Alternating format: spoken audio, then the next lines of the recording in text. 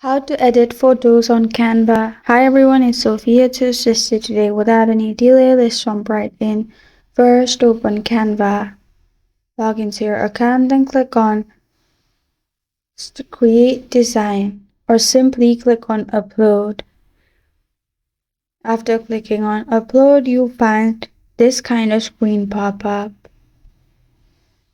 Then in here, you will need to upload your file.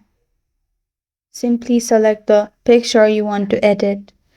Click on Open and then click on Edit Image.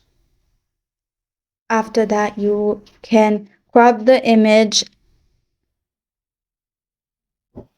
also rotate it, or simply adjust its brightness and everything else, like white balance, temperature, tint, light, contrast, highlights, shadows, whites, blacks, colors, texture, and many more. After you're done with that, simply click on Save and you're good to go. That's how to edit photos on Canva.